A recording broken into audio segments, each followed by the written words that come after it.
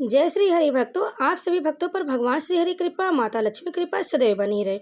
आप सभी भक्तों का हमारे चैनल में स्वागत है। भक्तों, आज आप सुनेंगे वैशाख माह की कथा, अध्याय 20। इस अध्याय में वैशाख मास की अंतिम 3 तिथियों में वैशाख स्नान के महत्व को बताया गया है। तो भक्तों, आइए आज आप भी सुने वैशाख स्नान और कथाओं को श्रवण करने का क्या पुण्य प्राप्त होता है। श्रुतदेव जी कहते हैं, राजेंद्र, वैशाख के शुक्ल पक्ष में जो अंतिम 3 त्रयोदशी से लेकर पूर्णिमा तक की तिथियां हैं, वे बड़ी पवित्र और शुभकारक है। उनका नाम पुष्पकारणी है। वे सब पापों का क्षय करने वाले, जो संपूर्ण वैशाख मास में स्नान करने में असमर्थ हो, वह यदि इन 3 तिथियों में भी स्नान करे तो वैशाख मास का पूरा फल पा लेता है।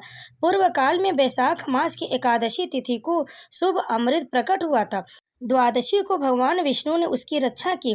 त्रयोदशी को उन श्रीहरि ने देवताओं को सुधापान कराया।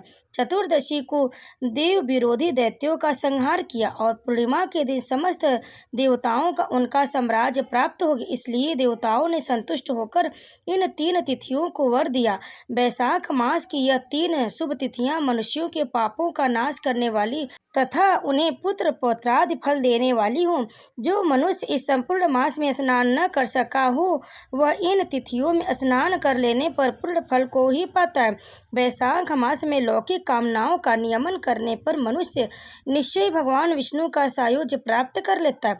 महीने भर नियम निभाने में असमर्थ मानव यदि उक्त 3 दिन भी कामनाओं का संयम कर सके तो उतने से ही पूर्ण फल को पाकर भगवान विष्णु के धाम में आनंद का अनुभव करता है। इस प्रकार वर देकर देवता अपने धाम को चले गए।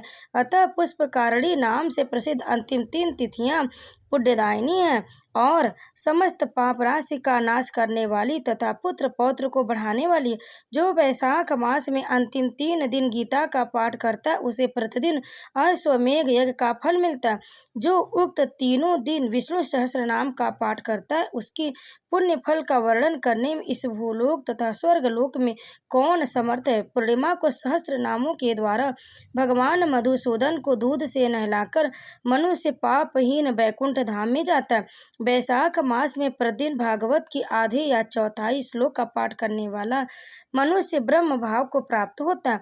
जो वैशाख के अंतिम 3 दिनों में भागवत शास्त्र का श्रवण करता है, वह जल के कमल के पत्ते की भांति कभी पापों से लिप्त नहीं होता। उक्त तीनों दिनों के सेवन कितने ही मनुष्यों ने दैत्यत्व प्राप्त कर लिया, कितने ही सिद्ध हो गए और कितनों ने ब्रह्मत्व को पा लिया।